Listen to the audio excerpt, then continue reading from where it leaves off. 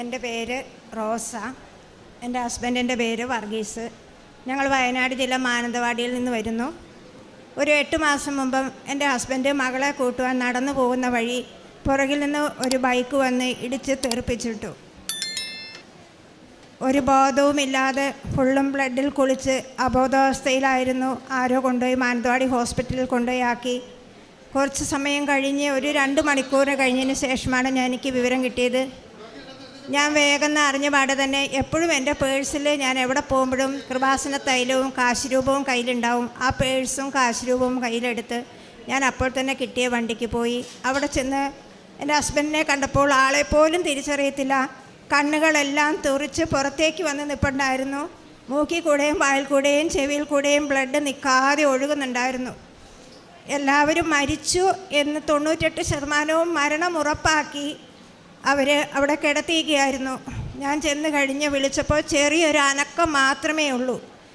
ഞാൻ കുറച്ച് നേരം നിന്ന് കരഞ്ഞു. പെട്ടെന്ന് എനിക്ക് മനസ്സിൽ ആരോ തോന്നിപ്പിച്ചു കൃപാസന തൈലത്തെ. ഞാൻ വേഗം പേഴ്സ് തുറന്ന് എടുത്തു. ആ കൃപാസന തൈലം എടുത്ത് വിശ്വാസപ്രമാണം ചൊല്ലി അമ്മയോട് പറഞ്ഞു, അമ്മയെ അമ്മയുടെ മകനെ നല്ല രീതിയിൽ തിരിച്ചു തരുവാണെങ്കിൽ മാത്രം എനിക്ക് തന്നാൽ മതി, ഇല്ലെങ്കിൽ എനിക്ക് സഹിക്കാനുള്ള ശക്തി തന്നാൽ മതി, ഞാൻ സഹിച്ചോളാം എന്ന് പറഞ്ഞു. ഞാൻ ആ കൃപാസന തൈലം ശരീരഭാഗങ്ങളിൽ പുരട്ടി 2 സെക്കൻഡ് കഴിഞ്ഞതേ ചെവിയിൽ നിന്നും വായിൽ നിന്നും മൂക്കിൽ നിന്നും ബ്ലഡ് അങ്ങനെ തന്നെ നിന്നു. അപ്പോൾ തന്നെ എൻ്റെ തോളയിൽ ആരോ 2 തോളിലും തട്ടി എനിക്ക് സമാധാനം തരുന്ന പോലെ തോന്നി. വേറെ ആരുമല്ലേ, ഈശോയും അമ്മയും തന്നെയാണെന്ന് എനിക്ക് വ്യക്തമായി. അതോടെ എനിക്ക് നല്ല ധൈര്യം മനസ്സിന് വന്നു. അപ്പോൾ ബ്ലഡിൻ്റെ ലെവൽ ക്ലിയർ അല്ല എന്ന് പറഞ്ഞ് അവർ വെൻറ്റിലേറ്റർ ആംബുലൻസ് ഇവിടെ റെഡിയാക്കി വെച്ചിട്ടും ബ്ലഡിൻ്റെ ലെവൽ ക്ലിയർ ആവുന്നില്ല. ഞാൻ കുറച്ച് നേരം നിന്നു. പെട്ടെന്ന് എനിക്ക് ഇതേപോലെ കാശുരൂപം എൻ്റെ മനസ്സിൽ തോന്നിപ്പിക്കുവാണ്. വേഗം ഞാൻ പേഴ്സ് തുറന്ന് കാശുരൂപം എടുത്തു. ഹസ്ബൻഡിൻ്റെ ഉള്ളം കയ്യിൽ പിടിച്ച് ജപമാലയുടെ 2 രഹസ്യം മനസ്സിൽ കരഞ്ഞുകൊണ്ട് നിന്ന് ചൊല്ലി. പെട്ടെന്ന് ഓക്സിജൻ ലെവൽ ക്ലിയറായി. വേഗം തന്നെ ആംബുലൻസിൽ മേപ്പാടി വിംസിലെത്തിച്ചു. അവിടെ ചെന്നപ്പോൾ ഡോക്ടർ പറഞ്ഞു 48 മണിക്കൂർ കഴിഞ്ഞാലേ പറയാൻ പറ്റുള്ളൂ, ഏത് സമയം മരണം സംഭവിക്കാമെന്ന് പറഞ്ഞു. ഞാൻ എൻ്റെ ഹസ്ബൻഡിൻ്റെ മരണം മുന്നിൽ കണ്ടുകൊണ്ട് മാതാവിനോട് നിന്ന് പ്രാർത്ഥിക്കുമായിരുന്നു. 6 ദിവസം കഴിഞ്ഞാണ് ഹസ്ബൻഡ് കണ്ണൊന്ന് അനക്കാൻ തുടങ്ങിയത്. എന്നും ICUവിൻ്റെ മുമ്പിലിരുന്ന് ഞാൻ എൻ്റെ ഹസ്ബൻഡിനെ പ്രാർത്ഥിക്കുന്നതിനെ കഴിഞ്ഞും കൂടുതലായിട്ട് അവിടെ വരുന്ന രോഗികൾക്ക് വേണ്ടിയും അവരുടെ വൈസ്റ്റാന്മാരോട് സംസാരിച്ച് ഈശോ എല്ലാം സുഖപ്പെടുത്തി തരും, നിങ്ങൾ വിശ്വസിച്ച് പ്രാർത്ഥിക്കും, ഞാൻ നന്നായിട്ട് പ്രാർത്ഥിക്കാം എന്ന് പറഞ്ഞു. എന്നും രാവിലെ ചെല്ലുമ്പോൾ ട്യൂബിൽ കൂടെ കൊടുക്കുന്ന ഫ്ലൂയിഡ് രൂപത്തിലുള്ള ഭക്ഷണ പദാർത്ഥത്തിൽ ഞാൻ പ്രാർത്ഥിച്ച് ഇവിടുന്ന് കിട്ടിയ ഉപ്പ് ഇട്ട് കൊടുക്കുമായിരുന്നു. പിന്നെ കൃപാസന തൈലം എന്നും നെറ്റിയിൽ കുരിശ് വരച്ച് വിശ്വാസപ്രമാണം ചൊല്ലുമായിരുന്നു. അങ്ങനെ 6 ദിവസം കഴിഞ്ഞപ്പോൾ കണ്ണ് തുറന്നു. ആകെ ഞങ്ങൾ 19 ദിവസം അവിടെ അഡ്മിറ്റായിരുന്നു. അതിൽ 4 ദിവസം വെൻറ്റിലേറ്ററിലും 15 ദിവസം ICUയിലുമായിരുന്നു. അവസാനം സംസാരശേഷിയില്ല. ഡോക്ടർക്ക് ഭയങ്കര വിഷമമായി. എൻ്റെ മോൾ അവിടെ സ്റ്റാഫായിരുന്നുകൊണ്ട് അവർ നല്ല കെയർ തന്നു. എന്നിട്ട് 4 ദിവസം TV ഒക്കെ ICU പോലെയുള്ള റൂമിലേക്ക് ഞങ്ങളെ മാറ്റി. അവിടെ നിന്ന് ഞാനും മോളും 2 സൈഡിൽ നിന്ന് മാതാവിൻ്റെ ജപമാല എത്തിച്ചുകൊണ്ട് നിൽക്കുമ്പോൾ ദൈവത്തിൻ്റെ കരുണ ഞങ്ങളുടെ കൂടെ നിന്ന് 2 രഹസ്യങ്ങൾ മുഴുവനായും എൻ്റെ ഭർത്താവ് നല്ല രീതിയിൽ ഉച്ചത്തിൽ പ്രാർത്ഥിച്ചു. യേശുവേ നന്ദി, യേശുവേ സ്തുതി. അങ്ങനെ ഞങ്ങൾക്ക് അവിടെ നിന്ന് സംസാരശേഷി കിട്ടി. ഡോക്ടർക്ക് സന്തോഷമായി. മറിഞ്ഞു വീണ സമയത്ത് ഒരു കണ്ണിൻ്റെ പുരികത്തിന് 8 തുന്നും ഒരു കണ്ണിൻ്റെ പുരികത്തിൽ 2 തുന്നും ആഴത്തിലും ഉണ്ടായിരുന്നു. ഈ നിൽക്കുന്ന പോലെയൊന്നുമല്ല. 22 ദിവസം മറ്റ് 2 ആളുടെ സഹായമില്ലാതെ എഴുന്നേക്കാനോ ഒന്നും പറ്റുകയില്ലായിരുന്നു. എൻ്റെ വീട്ടുകാരിൽ കൊണ്ടുപോയി നോക്കുകയായിരുന്നു ചെയ്തത്. ഇപ്പോൾ അങ്ങനെ ഒരു ആക്സിഡൻറ്റ് സംഭവിച്ചതെന്ന് ആരും പറയില്ല.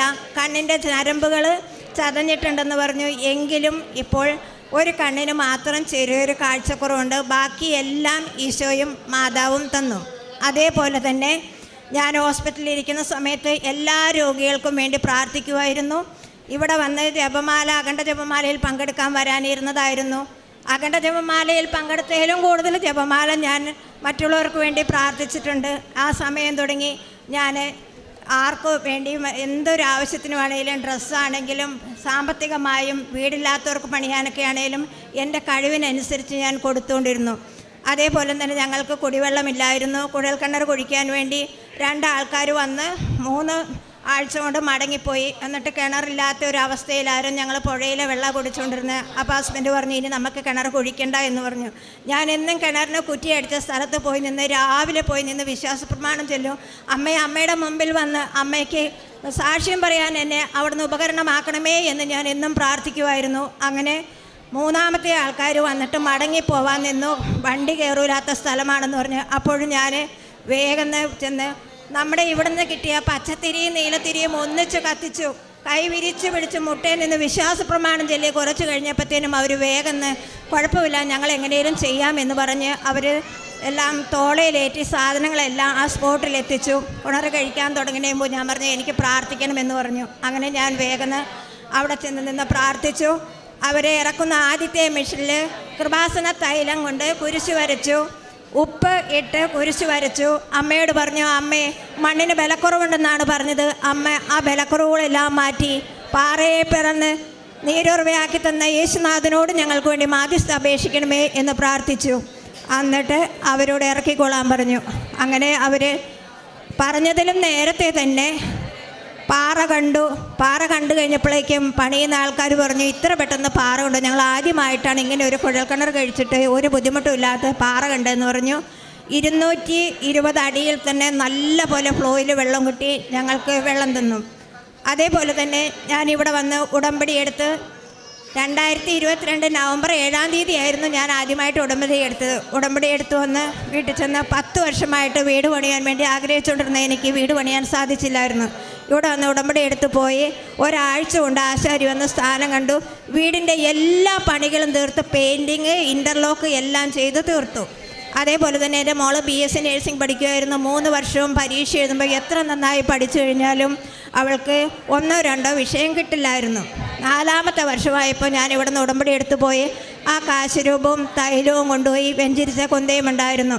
മോളെ എക്സാമിന് കയറുമ്പോൾ ഞാൻ പറഞ്ഞു, മോളെ ഒന്നും കൊണ്ടും പേടിക്കണ്ട, അമ്മേനെ ഞാൻ മോളുടെ കൂടെ വിടുന്നുണ്ട്, മോൾക്ക് പരീക്ഷ എഴുതാൻ ബുദ്ധിമുട്ട് തോന്നുമ്പോൾ അമ്മേനെ ഓർത്താൽ മതിയെന്ന് പറഞ്ഞു. അങ്ങനെ ക്വസ്റ്റ്യൻ പേപ്പർ കൈ കിട്ടിയപ്പോൾ ഒന്നും പരിചയമില്ലാത്ത ക്വസ്റ്റ്യൻ പേപ്പറായിരുന്നു. അവൾ വേഗം മാതാവിനെ വിളിച്ച് പ്രാർത്ഥിച്ചു.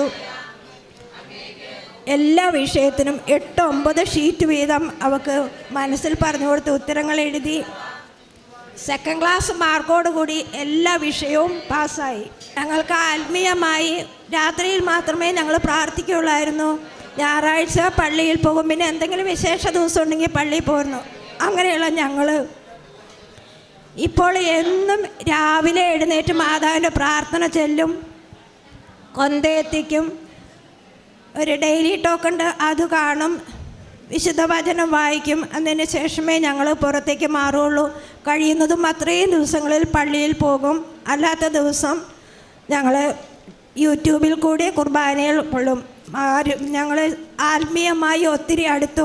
ഹസ്ബൻഡിനെ കാണാൻ വരുന്നവരോടെല്ലാം അവരെല്ലാം ചോദിക്കും, നീ എന്താ ചെയ്തത്? ഞാൻ അമ്മയും ഈശോയും എന്നെ അനുഗ്രഹിച്ച ഒത്തിരി കാര്യങ്ങൾ ഉണ്ട്, അതെല്ലാം അവരോട് ഷെയർ ചെയ്യായിരുന്നു. ഇപ്പോൾ എൻ്റെ അടുത്ത് വരുന്നവർക്കെല്ലാം ഒത്തിരി വിശ്വാസമാണ്. അവരെയും കൊന്ത മുടക്കാതെ ചൊല്ലുന്നുണ്ട്. ജപമാലയിൽ അവർക്കും വിശ്വാസമായി. കുറേ അനുഗ്രഹങ്ങൾ അമ്മ എനിക്ക് തന്നു. ഞങ്ങളെ അനുഗ്രഹിച്ച് എൻ്റെ ഭർത്താവിന് പൂർണ്ണമായി ജീവൻ നൽകി ഞങ്ങൾക്ക് തന്ന ഈശോയ്ക്കും അമ്മയ്ക്കും 1000 നന്ദി അർപ്പിക്കുന്നു.